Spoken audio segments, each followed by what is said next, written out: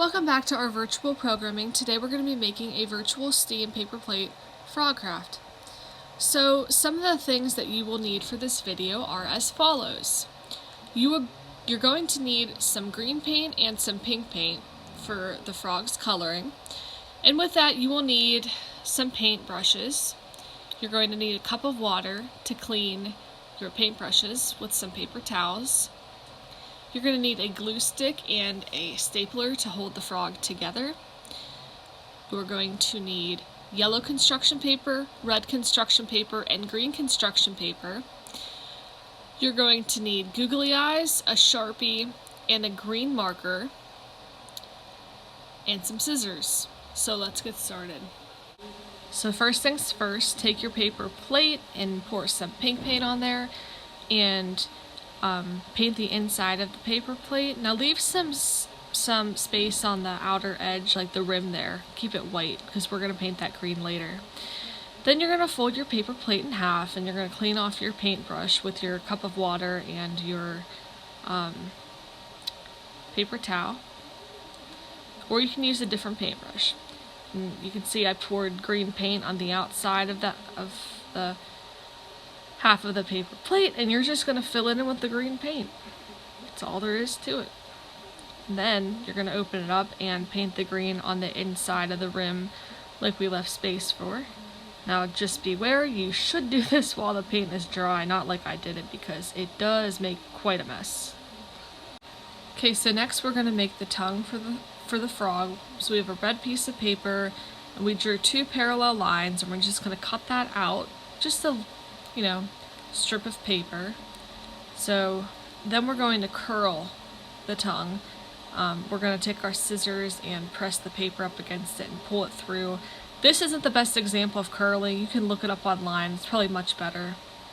Okay, so now we're going to cut out of our green paper a little square and fold it in half so we get symmetrical hands and feet for the frog. And it's pretty hard to describe what shape this actually is. You can look it up online, but you're gonna make the hind legs of the frog, kind of bent, and then you're gonna make the other hand of the frog, in front. It's really hard to describe what exactly shape. It kind of looks like a B if you turn the paper around, like a capital letter B, but it's best to look for yourself online to get inspiration. So you're just going to line up your frog hands and your feet, and then you're going to make the appropriate toe marks in the frog's feet, just like I did, kind of just two lines, I guess. And then I'm just fixing the frog's hand, and I'm going to do the same thing for his fingers.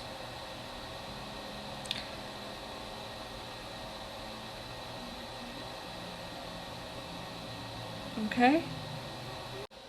So this next step is optional, but it adds a great pop of color to the frog. I'm just drawing small circles that will be the markings on the frog, and the yellow goes pretty good with the green. And you can see I make more later, and I'm just going to cut those out. So now you're going to take your green piece of paper and cut yourself out a square, and you're just going to cut out the shape of eyelids for the frog. And you're going to get a good symmetrical piece if you do it right.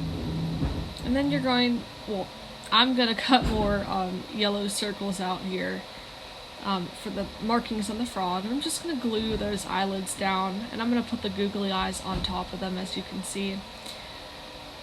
Please make sure that your paint is dry before you did this, because it makes a mess if you don't. And then you're going to put your nostrils on there with your Sharpie, and then you're going to staple the legs inside the on the back of the paper plate, but inside the mouth you're going to staple them, if that makes sense. Okay? You're going to do the same thing on the other side. Okay, now you got your left and right leg, and then you're going to have your hands in front, and you're going to staple those the same way. Staple them on the back, but put the staple inside the mouth. And then you're going to just staple the tongue inside, and then we come to our last step. So now you're just going to glue down the yellow markings of the frog So all those circles that you cut out, you can either make some more of varying sizes, because that looks good when you have different sizes circles. Just make sure to mix it up a little bit. Have a small circle next to a big circle, and you should be good. And there's your frog.